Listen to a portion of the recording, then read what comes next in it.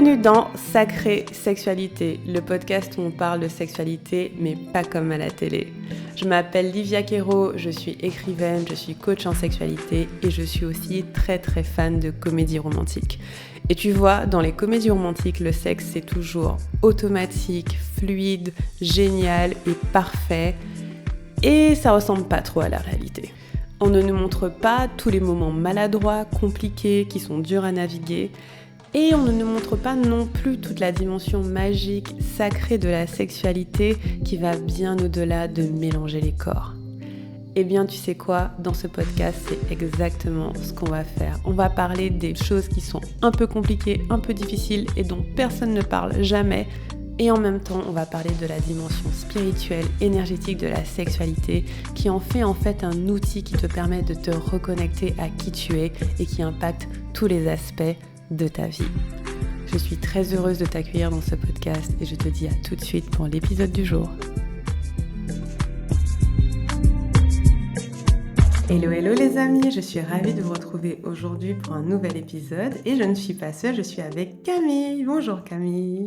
Bonjour Lydia, salut tout le monde. Oui, Camille, c'est une de mes clientes de Diva le Temple et aujourd'hui elle va nous raconter un petit peu son parcours. Donc avant qu'on commence, Camille, est-ce que tu peux nous en dire un petit peu plus sur toi, sur comment est ta vie, qu'est-ce que tu fais, où tu vis, constitue un peu où tu en es. Yes, bah écoute, moi je suis une femme, j'ai 37 ans, je suis médecin généraliste, je suis mariée avec le papa de mes enfants, j'ai deux filles de 4 ans et 6 ans. Et voilà, je vis en France, dans une belle maison dans la nature, et voilà. Trop bien, 4 et 6 ans, waouh, ça doit être Yes. trop intéressant. Ouais, c'est génial. Chaque âge est super intéressant et je m'éclate, c'est trop bien. Trop bien, super cool. Du coup, question, avant que tu rejoignes le temple, comment était ta vie? Comment tu étais dans ton plaisir? Est-ce que tu peux nous faire un petit panorama de comment ça se passait pour toi? Dans ta vie en général, ton plaisir, ta sexualité, tes orgasmes. Tu peux nous dire tout ce que tu veux, comme ça te vient. Yes, sacré programme. Alors, avant de rejoindre, bah, j'étais vraiment en recherche depuis longtemps. J'ai toujours été intéressée par la connaissance de soi, par travailler sur soi. Et la sexualité, ça a toujours été quelque chose qui était le plus difficile pour moi. Donc j'ai fait beaucoup de chemin par rapport à ça. Des psychothérapies, différentes thérapies, kinésio, constellation familiale. Et j'ai jamais trop réussi à m'en dépêtrer. J'avais pas trop de résultats, c'était compliqué. Donc mon rapport au plaisir était compliqué. C'était toujours sous condition, il y avait une pression, c'était pas léger, et puis je retrouvais pas de désir que j'avais pu connaître au début de ma sexualité. Donc c'était plutôt compliqué. Et il y a une psychothérapie qui m'a aidée, la dernière que j'ai fait, là, qui a duré à peu près 9 mois et qui m'a permis de prendre conscience de certains schémas qui m'avaient fait arriver là et qui a commencé à débloquer les choses. C'était juste avant que je rejoigne ton programme. Mhm, d'accord.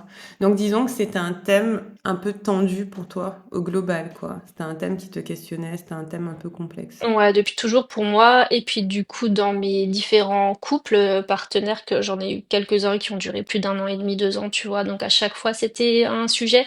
Et là, particulièrement avec mon mari, avec qui je suis depuis 10 ans maintenant. Donc ça a été aussi rapidement un sujet. D'accord. Et voilà. Et comment tu te sentais avec ça? Comment ça te faisait te sentir? Tu vois que la sexualité ce soit un tel thème, est-ce que ça t'empêchait de vivre certaines choses ou quel impact tu sentais dans ta vie en général? C'était dur personnellement parce que c'est comme si je complexais de ça, tu vois? Comme si, tu toujours l'impression que, ailleurs, tout va bien, qu'il y a plein de filles qui, voilà, vivent les choses, super bien, que tu devrais pouvoir avoir envie, tous les jours, machin, vivre une belle vie, sexuelle avec ton mari et tout. Donc je complexais moi et puis dans mon couple, c'était un vrai sujet où c'était compliqué aussi, hein. Ça a été en fait 4 mois après la naissance de ma deuxième fille que mon mari il est venu me voir et il m'a dit écoute là c'est vraiment compliqué pour moi, voilà, qu'est-ce qu'on pourrait trouver comme solution?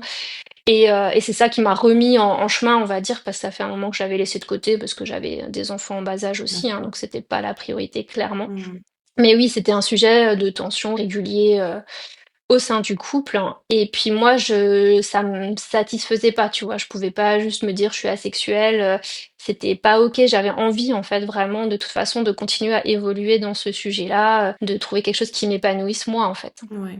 Et oui, c'est ça, c'est que souvent on se dit peut-être que c'est moi qui, je sais pas, je suis pas faite pour la sexualité ou la sexualité ça m'intéresse pas, mais c'est souvent la façon dont on l'aborde qui change un peu les choses. Du coup, donc tu es dans une situation où il n'y a pas de désir, c'est un thème un peu qui frotte, il y a des tensions dans ton couple. Et qu'est-ce qui t'a donné envie de commencer à travailler avec moi? Déjà, comment tu m'as découverte? Est-ce que tu me connaissais déjà à l'époque ou tu m'as découverte à cette période-là? Non, j'ai découvert à peu près à cette période-là où je me suis remis en chemin et j'ai fait un stage en présentiel de 2 jours avec une nana que tu m'as dit que tu connaissais aussi, qui m'a remis aussi un peu en chemin et qui tournait plus autour un peu de la sexualité sacrée. Et j'écoutais beaucoup de podcasts à l'époque sur la maternité et c'est en tapant sexualité sacrée dans mes recherches d'Apple Podcast que je suis tombée sur ton podcast. Oh. Ouais, franchement top. Là, du coup, épisode après épisode, je me dis, mais ouais, mais vraiment, c'était évident, ça me parlait vachement, ça résonnait vachement.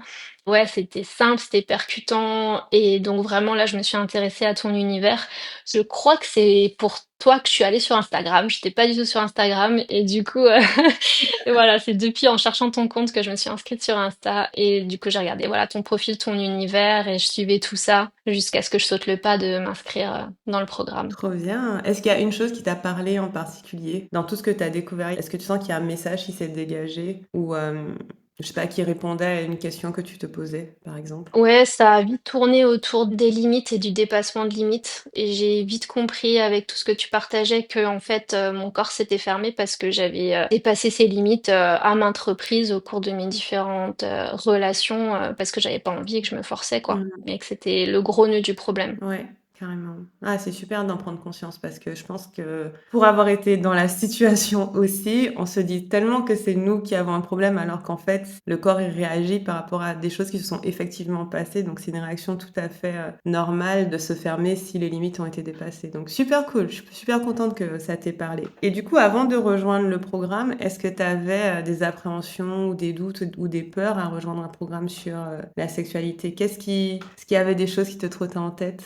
Du coup, non, moi je suis plutôt friande gourmande de tout ça, donc dès que je trouve quelque chose qui me parle, qui m'intéresse, j'ai tendance à plonger voilà dedans, et donc j'avais pas d'appréhension vraiment. J'ai vraiment une confiance assez rapide, et puis qui tu es aussi m'a vachement parlé parce qu'il y a d'autres personnes qui proposent des choses, mais qui sont plus dans une vie qui me correspond moins, où je me projette moins en fait. Toi, t'es en couple aussi, exclusif. Bon, maintenant, t'es maman, c'était pas le cas à l'époque, mais voilà. Ça correspond plus à mon style de vie et du coup, je pouvais plus facilement me projeter dans ce que tu proposais, dans ton histoire. Et du Hmm. coup, pas d'appréhension, non, vraiment 100% confiance et enthousiaste et curieuse de découvrir ce que t'allais pouvoir proposer, quoi. Yes! Et j'adore t'avoir. C'est trop bien. Je suis contente. Merci. Yay! Non, trop bien. Super contente pour toi aussi parce que je vois l'évolution, tu vois, au fil du temps. Donc c'est super beau à voir. Et justement, maintenant, ça fait combien de temps que tu es dans le programme? Ça fait un peu plus de 2 ans. 2 ans, ouais, c'est ce que je me disais, ça fait un peu plus de 2 ans. Comment tu te sens dans ton plaisir maintenant? Qu'est-ce qui a changé dans ta sexualité, avec ton mari, solo? Si tu peux nous faire un petit panorama, Yes. si c'est OK pour toi, bien sûr. Ouais, bien sûr. Ce que ça a changé, c'est vraiment énorme dans ma façon de considérer les choses, en fait. Dans mon plaisir, déjà, je sais vachement plus ce que je veux pas. Je sais plus l'exprimer. Donc, dans ma sexualité solo, clairement, bah, du coup, il y en a, alors qu'avant, il y en avait pas, quoi. Il y a vraiment, c'est pas évident de créer l'espace avec des enfants en bas âge, mais voilà. Et ça aussi, c'est vachement important dans ton programme et dans ta manière d'aborder les choses parce que tu mets vraiment tellement pas la pression, tu comprends voilà que chacun a son rythme, chacun a ses obligations et chaque temps est important. Et vraiment, c'est trop bien de pouvoir avancer chacun à son rythme. Et ça, c'était super doux pour moi. Ça a été vraiment doux de justement, en fait, rien forcer et même dans ce chemin-là, quoi, de rien forcer. Mais du coup, j'arrive à créer ces espaces-là et j'ai vraiment tellement de ressources de pratique justement que je peux faire pour apprendre à me connaître et voilà, donc les temps de sexe solo, ben ceux-là, voilà, j'essaie d'en mettre de plus en plus, mais même si c'est pas évident, mais c'est quelque chose où du coup, avant je savais pas et c'était plus ouais un petit peu rapide et puis tu vois avec du porno pour soulager une Mhm. tension et tout. Et là, je suis vraiment plus dans la connexion. J'ai pas besoin d'avoir des images mentales pour qu'il y ait du plaisir qui vienne, pour même avoir un orgasme, etc. Donc ça évolue vachement. Plus connecté à mon corps qu'avec des sextoys, etc. Et après, dans le sexe à 2, ce que j'ai vachement pu voir et prendre conscience, c'est mes besoins, tu vois, de mon cadre pour être en sécurité, pour me sentir en sécurité. De ce qui était important pour moi justement. Autant dans l'aspect extérieur que dans la relation avec mon mari, dans sa posture et dans la mienne, de pouvoir dire non à tout moment et arrêter un rapport à tout moment. Et ça, c'était pas évident, tu vois, il y a 2 ans. Mhm. Aujourd'hui, ça l'est presque. Il y a encore un petit peu des tensions, mais voilà, on en parle beaucoup plus facilement et de toute façon, enfin voilà, c'est beaucoup, beaucoup plus léger. Mais avant, j'avais de l'appréhension et ça, il comprenait pas. Je stressais, j'angoissais avant un rapport parce que quand t'as des enfants en bas âge, généralement, tu programmes, hein, ça peut pas trop être spontané, enfin, c'est compliqué. Donc voilà, et ça, il comprenait pas que je pouvais pas me réjouir. Et aujourd'hui, je peux me réjouir, tu vois. Mhm. Quand on sait qu'on va avoir un moment ensemble, je peux me réjouir parce que je sais que bah, soit je vais avoir du plaisir et soit si c'est pas le cas, ben stop, c'est pas grave et c'est ok quoi. Waouh, Ouais, j'adore ça pour toi. C'est vraiment, enfin, à t'entendre pour moi, c'est une révolution, tu vois. C'est génial, ouais, tu vois, de passer à déjà, j'ai pas du tout de sexe solo, à j'ai des pratiques qui me donnent du plaisir et je me reconnecte à mon corps. Ça, c'est vraiment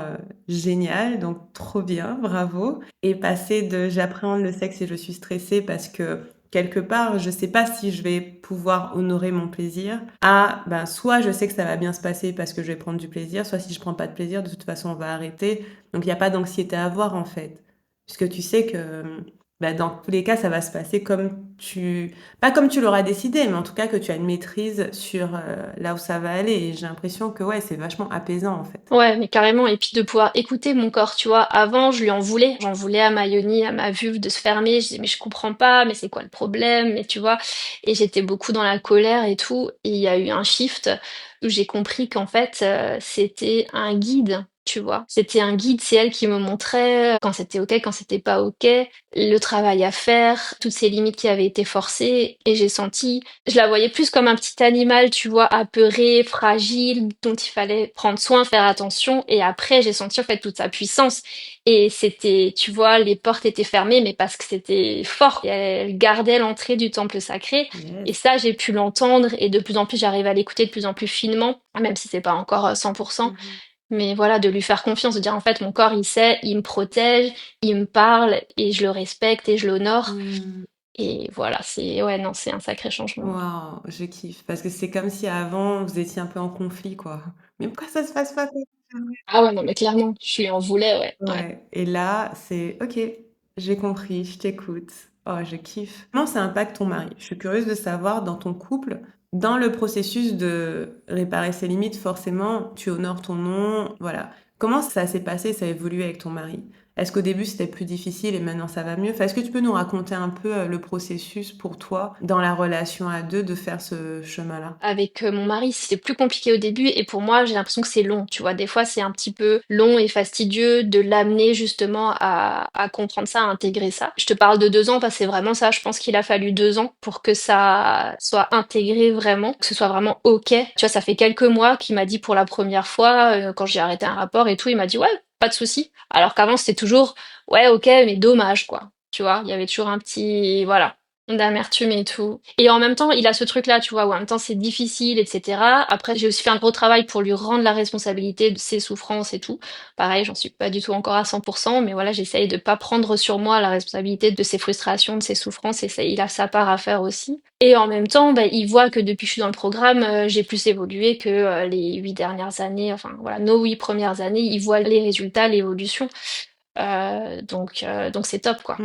C'est clair que c'est forcément un cheminement pour lui aussi. Tu vois, je sais plus à qui je disais ça. Et je disais que le fait est que la plupart des hommes, pas tous, mais la plupart, ils ont vraiment un schéma très classique d'avoir des rapports, en fait. Il y a vraiment ce truc, c'est une façon qui est quasiment répétée chez tous. Et en fait, quand tu changes ça, il faut vraiment avoir une certaine flexibilité, ouverture pour te dire, oh mon Dieu, je vais faire différemment d'avant. Et le fait que toi, tu places davantage tes limites, que tu honores ton nom et que tu honores ton plaisir aussi, ben forcément, ça le force à changer sa façon de voir la sexualité, qui n'est plus celle ben, qu'on voit le plus couramment. Tu vois ce que je veux dire ou pas? Mhm. Ouais, bien Ça le sûr. force à bouger puisque toi, tu as bougé. Et donc, s'il veut continuer de faire l'amour avec toi, il va falloir qu'il bouge aussi, tu vois? Ouais, non, mais ça, c'est sûr, hein. Et en fait, c'est pour ça, moi, je cherchais à un moment des choses en couple, tu vois, des programmes de couple et tout. Et en fait, c'était très dur de l'emmener là-dedans. Lui, c'est pas du tout son truc, développement personnel et tout. Et toi, tu proposes justement de travailler en individuel. Et en fait, ça impacte de toute façon à fond le couple. D'ailleurs, pas que le couple, hein, ça a impacté plein de domaines dans ma vie. Mais du coup, il aura sa part à faire aussi, et il l'a fait déjà en partie. Mais ce que moi je bouge, ça fait bouger le couple de toute façon. Donc c'est hyper puissant, quoi. Non, Mm. c'est clair. Et puis c'est vrai que c'est pas toujours évident que tous les deux fassent le travail ensemble. Mais clairement, parce que la façon dont je le vois, c'est que en couple, vous êtes comme un système, tu vois. Et s'il y a une chose qui change dans le système doit changer. Exactement. C'est obligé. Yes. Et donc quand tu bouges, eh ben, soit il résiste, il résiste, il résiste, mais tôt ou tard, il faut que ça bouge aussi. Mais je suis contente que au fil du temps et au fur et à mesure, ça suit. Et que toi, c'était pas forcément facile au début. Et au fil du temps, t'as vraiment gardé ton cap d'honorer ton corps en priorité. Et il y a une chose que je vous dis souvent, c'est que je préfère que vous fassiez ça et que ça crée des discussions dans le couple que vous allez pouvoir adresser plutôt que vous forcer. Parce que comme ça, on voit ce qui remonte, on voit ce qui se passe pour lui, on voit comment on peut discuter. Donc, non, c'est top. Et en même temps, ça met du temps, tu vois. Donc, il y a aussi ce côté-là de pas s'en vouloir non plus. Parce qu'il y en a eu des mois et des rapports où je me suis encore forcée et où je m'en voulais. Et en même temps, en fait, cool, quoi. Parce que c'est pas si évident de changer de façon de penser et de s'honorer. Et donc, ça aussi, quoi. Tu vois, d'être cool avec soi-même et de dire, OK, je sais où je veux aller, je suis sur le chemin. Et voilà. Et c'est OK, quoi. Et c'est un processus, hein, de toute façon. Ouais, ouais. C'est un processus. Donc là, tu dis que voilà, en 2 ans, ça a vraiment, là, ça s'installe.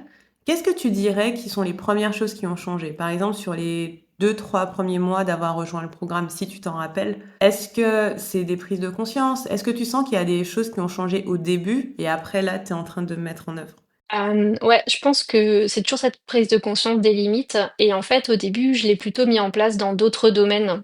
En Mmh. même temps que ça s'installait doucement dans la sexualité, mais voilà, comme dit, il fallait y aller doucement. Il y avait des résistances de mon côté et du sien aussi, hein, avec des croyances encore. Le pauvre, si on n'a pas eu de sexe pendant un certain moment, c'est dur pour lui aussi et tout. Donc il y a tout un cheminement à faire et des schémas de pensée à déconstruire. Et du coup, en parallèle de ça, en fait, je l'ai mis en place dans d'autres domaines de ma vie. Et c'est là où c'était peut-être plus facile et plus vite palpable, tu vois.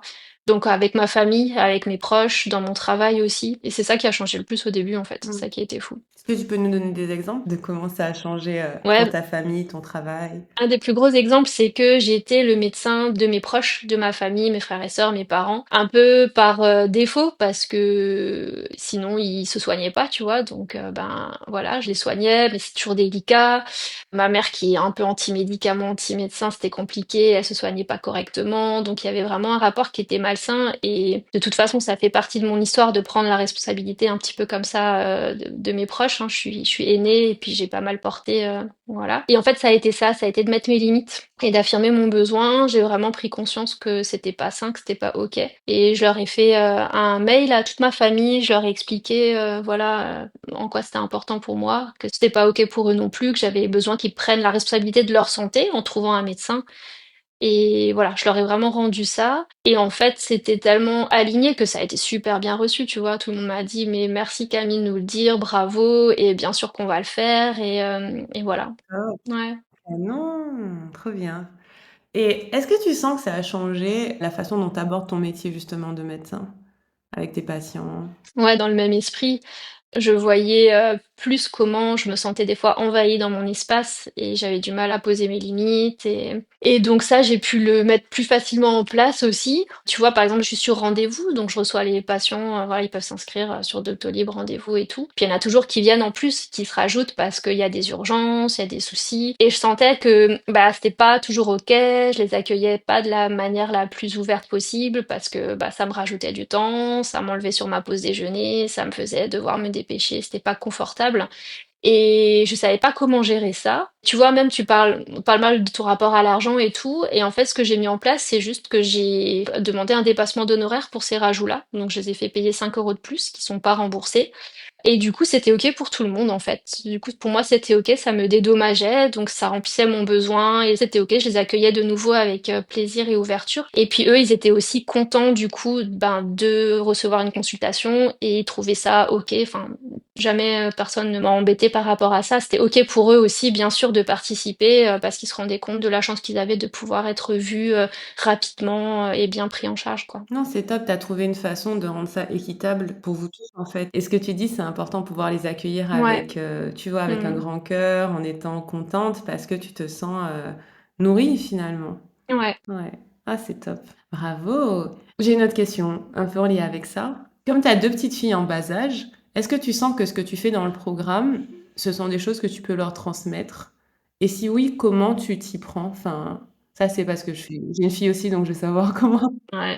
comment ça se passe. Bah ouais, quand tu nous as dit que tu allais avoir une fille, j'étais là, non mais ouais, trop bien, enfin c'est sûr quoi, c'est énorme, hein. C'est énorme parce que justement j'ai eu une transmission de la sexualité qui était pas du tout tabou et tout, tu vois, mais pas orientée sur le plaisir, et puis la notion de consentement qui était pas non plus explicitée clairement, hein. Et là d'avoir deux petites filles, mais c'est trop bien de pouvoir leur transmettre. Alors déjà, bon moi je suis une lionne sur le côté consentement, ça c'est sûr, mes filles c'est pas des petits êtres obéissants qui font tout ce que les adultes leur demandent et surtout pas il y a des antécédents d'inceste dans la famille de mon mari, etc. Enfin, non quoi. Donc mes filles, elles savent que leur corps leur appartient, que personne n'a le droit de toucher leur corps sans leur demander. Elles connaissent les noms des parties intimes. Elles savent, voilà, qui a le droit, comment de éventuellement les aider pour la toilette ou pour des essuyages ou des choses comme ça, mais sinon personne les touche.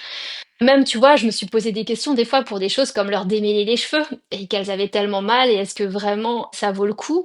Et que en fait non, je leur ai appris que bah oui, leur corps il est important, je le respecte et que ça leur fait trop mal, on laisse tomber. Et si elles vont à l'école avec 3 nœuds dans les cheveux, eh ben je prends sur moi de j'ai peur qu'on pense que je suis une mauvaise mère et tout et tant pis. Et en fait voilà, elles vont être tout aussi heureuses avec 3 nœuds dans les cheveux. Donc vraiment ouais de leur apprendre le respect du consentement de leur corps qui leur appartient.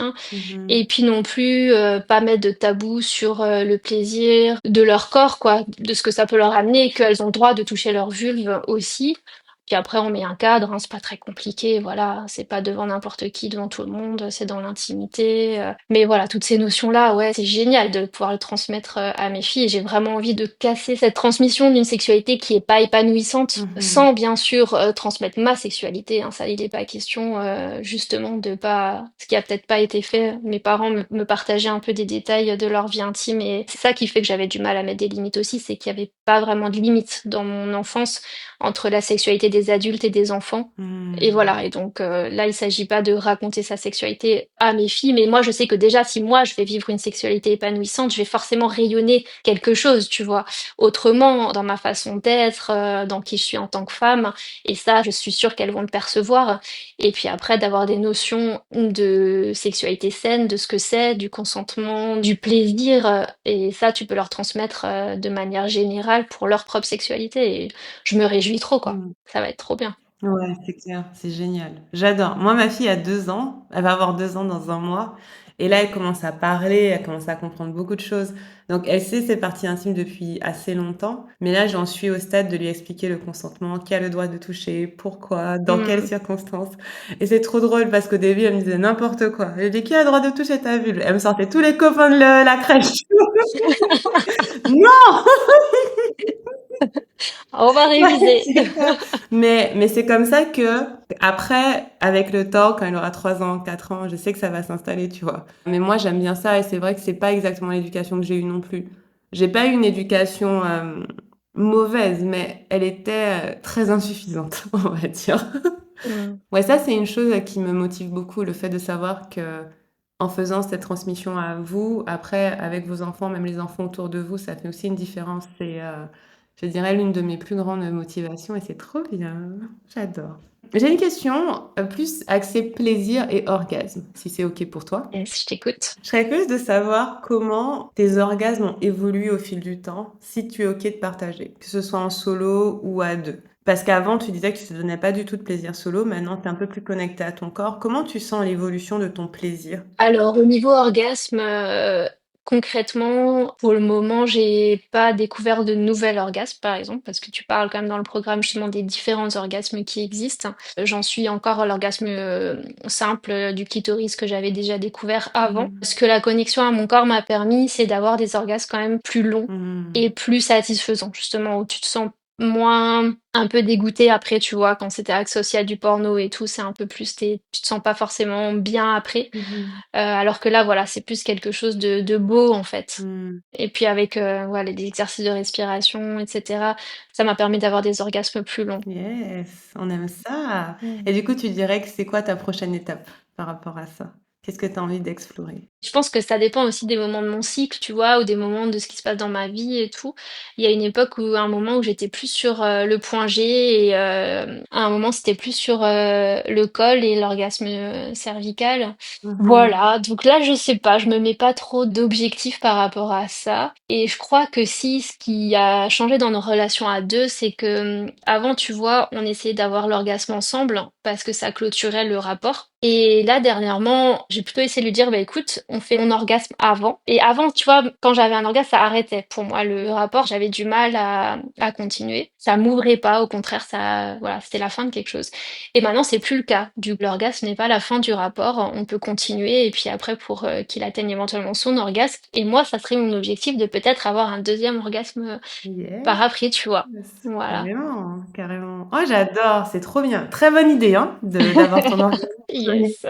Mais je crois que t'as pas fait un épisode de podcast Oui, dessus, j'ai fait un si? Ouais, épisode ouais, dessus. voilà. C'est Je crois beaucoup que mieux, c'était. beaucoup plus Yes. efficace. Parce qu'en plus, un orgasme simultané, c'est très compliqué à avoir, voire impossible. C'est-à-dire qu'il faut contrôler beaucoup de paramètres. Et donc, ça peut te sortir beaucoup de l'instant présent, en fait. Déjà, Ouais, dans le contrôle et tout. ouais, c'est compliqué parce que ça veut dire que tu es dans le faire. Je dois faire ça pour arriver à là. Et c'est pas trop l'espace où on a envie forcément d'être. Alors que si tu as ton orgasme au début, et là, c'est super que tu puisses davantage t'ouvrir. Et je pense que tu me diras si c'est le cas, mais je pense que ce qui aide beaucoup, c'est la respiration, d'être détendu. Ça permet de...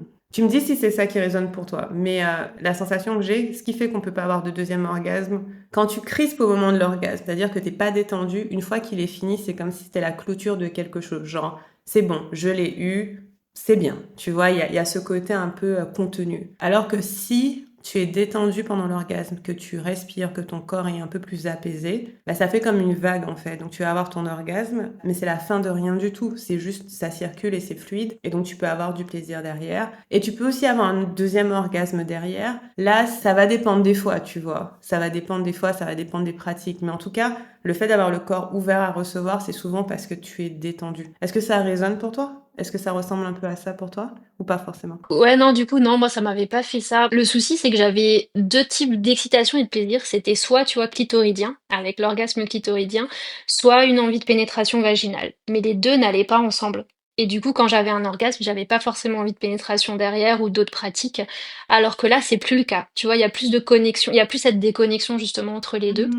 Trop Et bien. ça ouvre plus du coup l'entrée du vagin quand j'ai eu un orgasme, ce qui n'était pas le cas avant. Mais je saurais pas dire pourquoi. Donc avant, c'est comme si, je sais pas si c'est dans ton esprit, mais on va dire dans ton C'est esprit, dans mon euh, mental à fond, ouais. Ouais, voilà, clitoris et vagin étaient séparés. ouais, ouais, ouais, c'est fou, hein. Donc si clitoris est activé, vagin fermé, c'est ça? Yes, Ok. Alors que là, c'est clitoris ouvert, vagin ouvert. yes. Ok. Non, c'est similaire. Ouais, je vois carrément ce que tu veux dire. Et je pense qu'effectivement, ça circule. Il y a quelque chose qui probablement circule davantage. Ok, super cool. Mm. On te souhaite de continuer d'explorer, n'est-ce pas? Yes, moi aussi, merci. Et est-ce que tu dirais qu'il y a une pratique en particulier qui t'a aidé ou un aspect du programme, de ce que tu as appris, qui t'a en particulier soutenu sur ce chemin-là? Alors, le début du programme, tu vois, je crois que c'est les 8 portes. Il y a chaque partie à explorer. Donc ça m'a vraiment permis de me reconnecter avec chaque partie et de savoir que je pourrais trouver justement des pratiques et tout pour me reconnecter vraiment à chaque partie de mon corps. Et ça, au début, je l'ai fait, je pense, en quelques semaines. Enfin voilà, j'étais au taquet. C'était trop bien et ça m'a vraiment permis justement de me reconnecter avec toutes ces parties de mon corps jusqu'au col de l'utérus, quoi. Et Hmm. ensuite, moi, dans le programme, ce dont je me suis le plus saisie, c'est vraiment pareil, les pratiques et les ressources à faire en autonomie. Bah, je crois que c'est la première fois qu'on se parle en visio comme ça. Oui. Parce que je me suis jamais fait coacher. Alors, il y a les coachings de groupe et les appels de groupe. Et c'est vrai que le soir à 20h30, j'ai du mal à être présente avec les filles. On a eu pas mal de soucis d'endormissement avec l'allaitement et tout. Et donc ça, c'était pas quelque chose qui était facile pour moi. Donc je faisais souvent en replay. Mais voilà, justement, d'avoir toutes ces ressources accessibles, quand je voulais, voilà, cette autonomie, cette liberté, de c'était enfin, pour moi, c'était vraiment hyper précieux, quoi. Super. C'est ça qui a fait la différence pour moi et tu vois, autant les autres, que tu as interviewés, la plupart, disaient qu'elles aimaient beaucoup les appels, de groupe et les coachings et tout et je comprends que c'est hyper riche et moi, j'en ai quasiment pas fait en direct, tu vois? Mmh. Mais voilà, il y a tellement de ressources et tout que, de pouvoir faire ça en autonomie et avancer à mon rythme, c'était vraiment, vraiment très précieux. Non, c'est super intéressant que tu le Mmh. dises parce que ça montre que même si tu es occupé, même si tu as une vie qui te permet pas d'être, là en Mmh. direct parce que c'est une question que j'allais te poser parce que je me suis dit que tu devais avoir un agenda bien chargé, tu vois? Et c'est vrai que si tu peux pas être là en direct, il y a tu peux quasiment tout faire en replay et dans ton cas, tu poses beaucoup de questions dans le groupe aussi. Donc il y a pas mal de enfin beaucoup, je sais pas si on peut dire beaucoup, mais en tout cas, dans ton cas, tu poses des questions dans le groupe et ça fait que moi, j'ai la sensation d'avoir pu te soutenir, au moins par écrit, te diriger vers les endroits qu'il fallait. Donc c'est super intéressant de le partager, de voir que même si on a un agenda chargé, on peut trouver le chemin d'arriver là où on a envie d'arriver aussi. On fait un peu différemment et là, tu écoutes ton rythme et tu vas chercher ce qui te fait du bien, quoi. Ouais, mais tu tellement justement de possibilités avec les coachings en direct, avec les ressources, avec le groupe où on peut poser les questions, avec, tous les 3 mois aussi, le petit appel pour faire le point et cetera. Mmh. Que chacun se saisit de ce qui lui convient et en effet, il y a des moments où pendant des mois, j'avais pas ouvert, Slack et même le programme et cetera. Il y a toujours des choses qui restent en tête et que tu mets en place, mais, voilà, où je laissais un peu de côté et puis, des moments où je reviens et où je te demande quoi, bah, voilà où j'en suis, qu'est-ce que je pourrais Mmh. faire? Et il y a toujours cette possibilité donc, ouais, ouais, j'ai vraiment avancé comme ça, donc c'est top. Trop bien. Des fois, c'est pas évident de créer l'espace pour faire des pratiques solo. Comment tu fais pour créer l'espace de faire tes pratiques et d'avancer comme ça? Ouais, alors, moi je fais super attention justement à avoir un bon équilibre, vie pro, vie perso. Donc je suis un médecin qui travaille pas beaucoup. Je bosse, 3 jours et demi dans la semaine. Donc j'ai le mercredi avec mes filles et j'ai le jeudi après-midi pour moi. Mmh. Donc c'est à ce moment-là alors, c'est pas tous les jeudis après-midi, hein, parce qu'il y a toujours des rendez-vous à caler et cetera. Mais sinon, voilà, j'ai, quand même la plupart de mes jeudis où je fais du sport, où je fais mes pratiques, où je prends le temps. Donc voilà, principalement c'est là, mais c'est vraiment des rendez-vous, limite que je me fixe, et que je respecte comme un rendez-vous, chez le médecin, chez l'esthéticienne ou n'importe. Tu les mets dans ton agenda? Ouais, dans mon agenda, dans ma tête, mais c'est comme si, quoi. Là, tu sais que c'est calé pour ça. Jeudi à 14h30, pratique. J'adore, c'est trop bien. Est-ce qu'il y a une chose qui t'a surprise dans le programme? Une chose à laquelle tu t'attendais pas forcément? Vraiment, c'est, ta douceur, ton inclusivité, tu vois? Ce truc-là de pas de pression, de tout le monde est accepté comme il est. De liberté complète, tu vois? Les appels, le nombre de fois où je me suis connectée, déconnectée parce que mes filles venaient, machin et tout et voilà, tout est OK, quoi. Tout est OK à partir du moment où on respecte les règles de respect de chacun, quoi, de chacune. Mais ouais, cet accueil-là, il m'a étonnée, surpris et en même temps ça confirmait, ce que j'avais senti, mais c'est vraiment précieux. Merci. Je suis contente, merci. Oui, je me dis tant qu'à faire un programme sur la sexualité, autant que le consentement soit partout, tu vois? Ouais, mais c'est ça, mais c'est fou parce que c'est tellement pas évident et même dans d'autres programmes qui essayent de transmettre les mêmes choses. J'ai entendu des personnes dire ah bah faut se donner les moyens, si tu fais pas, t'avanceras pas, des discours hyper culpabilisants Mmh. et là pas du tout quoi, pas du tout Ouais, c'est clair. donc C'est ouais, ce serait dommage, hein. trop bien. Parce que de toute façon, c'est ce que je dis tout le temps, quand on se force, c'est contre-productif. Donc Mm. culpabiliser, c'est pas ça qui va te permettre d'avoir une belle sexualité. Ça va pas marcher. Tu sais, tu as dit un truc par rapport à ta fille tout à l'heure et j'avais envie de rebondir dessus, mais ça m'est revenu là. Quand tu parlais de ses cheveux, le fait de démêler ses cheveux et d'arrêter si elle a mal. Et tu vois, le truc que je me dis, c'est que il y a des choses comme ça où on va se dire, bah, faut bien lui démêler les cheveux, donc d'accord, elle a mal, mais il faut bien lui démêler les cheveux. Sauf que quand t'es adulte, si tu vas chez le coiffeur et qu'on te fait mal, et que tu ne sais pas dire qu'on te fait mal, c'est un problème en fait. Et parce que je sais qu'il y a des fois où j'ai été chez le coiffeur, on m'a fait mal, et j'avais pas forcément osé faire une remarque ou osé dire. Du coup, le résultat était pire. Et donc, j'ai la même chose avec ma fille, où par exemple, elle, c'est la douche. Mon Dieu, Seigneur, je sais pas pourquoi. L'enfant adore l'eau, déteste la douche. Va chercher. Et j'ai pas envie de faire la douche. Et on doit se doucher. Et donc, du coup, à chaque fois, je me dis, mais je peux pas la forcer à faire un truc qu'elle veut pas faire. Donc, comment je trouve le chemin du milieu et à chaque fois, je négocie Mm. avec elle pour qu'on arrive à un endroit où je peux lui faire une douche de genre 30 secondes, mais au moins les laver. Et tout ça pour dire que même si parfois quand on transmet aux enfants le consentement, il y a des choses qui paraissent un peu pas évidentes à établir, le fait est que plus elle sait quand c'est pas ok et qu'elle peut dire stop en étant petite, quand elle sera grande, ce sera beaucoup plus facile pour des choses très basiques et mondaines, quoi. Par exemple, j'ai écouté un podcast la dernière fois et c'est une meuf qui allait se faire les ongles et la personne lui a pas du tout fait la couleur qu'elle voulait, pas du tout la forme qu'elle voulait, mais elle a rien osé dire.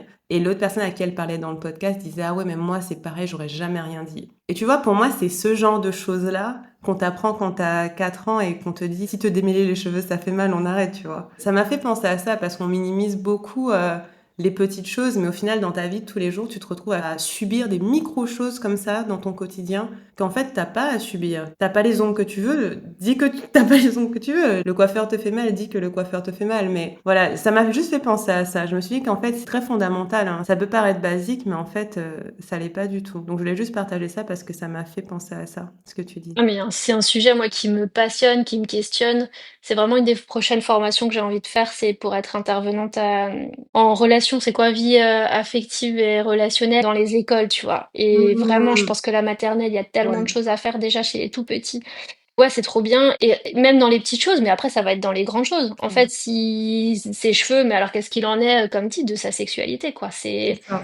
C'est la base qui va permettre de, pour elle, ça va être évident. Mais en fait, non, en fait, juste, tu me fais pas mal. Donc, si le sexe fait mal, ben, on le fait pas. En fait, c'est aussi Exactement. basique que ça. Si tu me démêles pas les cheveux, ben, en fait, voilà, il y a même pas de question par rapport à ça. Exactement. Et moi, je le vois aussi avec mes patients. C'est sûr que les limites, c'est la santé et la sécurité. Et donc, forcément, il n'y a aucun enfant qui veut faire un vaccin ou, tu C'est vois. ça. Donc, il y a des moments où tu es obligé un petit peu de, parce que malgré la négociation, la peur, elle est plus forte. Et donc, c'est vraiment questionnant des fois jusqu'où je vais. Donc, il y a plein de fois où il y a des examens que je ne fais pas. Tu vois, vers 2 ans, ils ont pas envie d'être pesés, mesurés. Voilà, ils Mhm. t'envoient balader et tout. Et je dis aux parents, bah, le but, c'est pas que ce soit une séance de torture. Il n'y a pas de problème. Vous la mesurez à la maison. Il n'y a pas mort d'homme. On refait ça dans 6 mois. Il n'y a aucune urgence. Mhm. Et je trouve ça vachement plus important de dire à l'enfant, bah oui, tu veux pas, et ben c'est ton corps, on va pas te forcer, on va le respecter, et les adultes doivent pas te forcer à faire quelque chose que tu veux pas. Si c'est pas, voilà, un problème comme dit de santé, s'il a 39 de fièvre et qu'il faut regarder s'il y a pas une méningite, ben oui, on va des fois forcer pour l'examiner, mais sinon non. Mhm.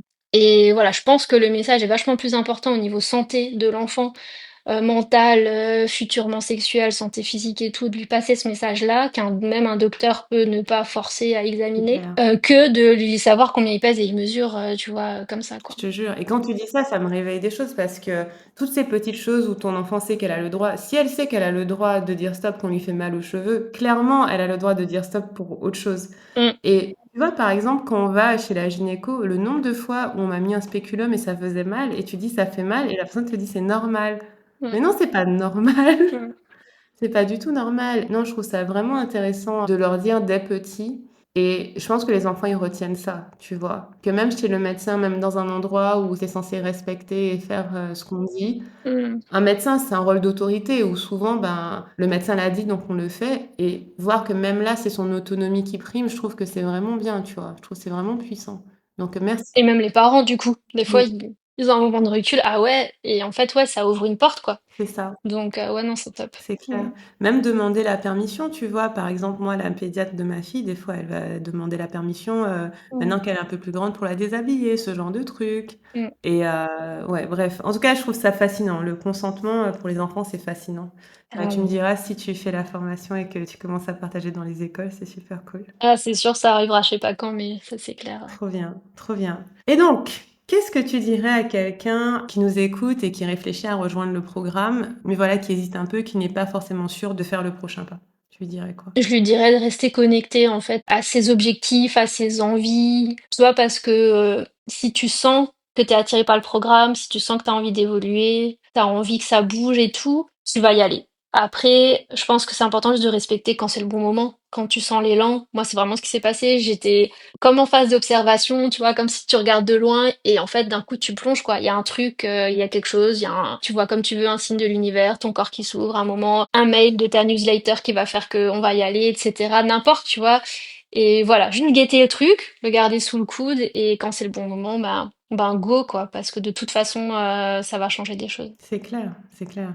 Et moi, ce que j'entends aussi de ton parcours, c'est que ça change les choses, mais vraiment à la fois sur la durée, c'est-à-dire que ça transforme la façon dont tu vis la sexualité avec toi-même et avec ton mari. Et qui sait où vous en serez dans encore 2 ans, sachant que vous êtes mariés, donc l'idée, c'est la longévité, tu vois. Non, mais moi, je veux être une bête de sexe tu vois, genre ma ménopause, ça va être mes plus belles années de sexualité, c'est sûr, Ouais, hein. tu vois, Je veux que ça fasse que monter, quoi. c'est ça, Ça, c'est c'est sûr. que c'est vraiment littéralement un investissement sur la durée, quoi. Ça change la et c'est ce que je dis à chaque fois, ça fait un peu théâtral, mais ça change la trajectoire de ta vie, tu vois? Ouais, Tu ouais. juste pas la même vie et l'autre aspect, c'est aussi tous les impacts qu'on voit autour de toi. On a parlé de tes enfants, de ton métier et ça, c'est vraiment ce qui me touche le plus parce que je me dis: «Une personne, tu es une personne, tu en touches des dizaines». C'est vraiment merveilleux, quoi et Yes. pour ça, je suis reconnaissante, tu vois, Mm. de savoir que il y a une personne comme toi dans le programme qui va après transmettre à des enfants. Enfin, j'adore, je kiffe. Et ouais, c'est vrai que la transformation, elle est sur la durée. Et je suis d'accord avec ce que tu dis sur le fait d'écouter le corps parce que il sait quand c'est le bon moment. Et aussi, si on l'écoute finement, on peut savoir si c'est effectivement pas le bon moment ou si c'est juste de la peur. Et si c'est de la peur, mais on peut regarder quelle peur est là, la dépasser. Elles sont précieuses à observer aussi, ces résistances de voilà, qu'est-ce qui fait que j'y vais pas? Ça peut déjà être aussi des outils de travail sur soi et d'aller voir ce qui se passe, ouais. Exactement. Et d'ailleurs, si vous m'écoutez, vous pouvez à tout moment m'écrire pour savoir si c'est le bon moment pour vous, je vous dirai, honnêtement. Si, voilà, selon votre situation, c'est go ou s'il vaut mieux, prendre le temps de reculer, observer autre chose. Voilà, ça m'est déjà arrivé de dire à des personnes, je pense pas que j'ai déjà dit à des personnes que c'est pas le bon moment, mais en tout cas, en échangeant, on arrive à beaucoup situer les vraies questions qui se passent en dessous de la résistance, en fait. Et donc, c'est intéressant, vous pouvez m'écrire. Cool. Et du coup, quelle est la prochaine étape d'exploration pour toi? On a parlé un petit peu des orgasmes. Est-ce qu'il y a des choses, même dans ta vie en général, que tu as envie de vivre, d'explorer, de ressentir? Bah, écoute, ouais, on a parlé des orgasmes, donc ça, écoute, non, j'ai pas d'objectif comme ça à court terme. D'ailleurs, il faudrait peut-être que enfin, ça pourrait être une idée de se pencher dessus. Moi, je le vois vraiment comme un objectif à long terme et d'ailleurs, c'est comme ça que j'en parle à mon mari. Je sais que je veux une sexualité le plus épanouie possible. J'ai vraiment ça aussi, tu nous apprends à avoir des standards et des objectifs hauts, tu vois? Mhm. Moi, je veux découvrir tous les types d'orgasmes, je veux être connectée à mon désir, enfin voilà. Quel que soit le temps que ça prend, mais c'est plutôt ça, tu vois. Je me dis, voilà, à la ménopause, j'aime bien me connecter à la sage, tu vois, à moi, version 50, 60 ans ou plus, et qu'est-ce que j'aurais expérimenté, qu'est-ce que j'aurais vécu, où j'en serais, et c'est ça. Donc le prochain pas, écoute, je sais pas, mais en tout cas, c'est ça l'objectif. Ouais, en tout cas, tu es dans cette direction. J'aime bien parce que moi aussi, des fois, je m'imagine, pas vers la fin de ma vie, mais genre quelques dizaines d'années avant, et je me dis: «Ouais, Ouais. c'est trop sexy, tu 70 ans, trop sexy. Mais J'adore. grave. Camille, est-ce qu'il y a autre chose que tu veux nous partager qu'on n'a peut-être pas couvert, dans cet épisode? Écoute, je pense qu'on a fait le tour, c'est bon pour moi. Super. Merci, merci à toi du fond du cœur, d'avoir participé, d'avoir Merci. partagé, de nous avoir un peu, dit ton chemin et si vous avez des questions et que vous vous demandez si selon votre situation, le programme peut vous aider, comment, peu importe, vous pouvez m'écrire sur Instagram ou par email, je me ferai un plaisir d'échanger avec vous et à tout moment, de toute façon, c'est toujours pareil, c'est toujours vous qui décidez, écoutez votre corps, il sait et voilà. Et Camille, bah, je te souhaite continuer cette belle exploration. Franchement, bravo. Bravo, parce que moi, j'ai vu l'évolution entre le début et maintenant. Et ce que je vois le plus, c'est à quel point tu t'es affirmée, en fait, où c'est devenu tellement clair pour toi que ton corps, c'était la priorité. Et que même quand c'est pas forcément toujours facile à appliquer, ben, tu gardes le cap, tu vois. Tu gardes le cap, tu tiens. C'est pas que tu tiens, mais tu honores, on va dire, et tu continues, et tu dis, OK, j'aime bien te voir évoluer comme ça, donc je suis contente que tu sois là. Merci à Ouais, merci beaucoup. toi. Merci. Et je te dis à bientôt et à bientôt à ceux qui nous écoutent. Salut! Salut.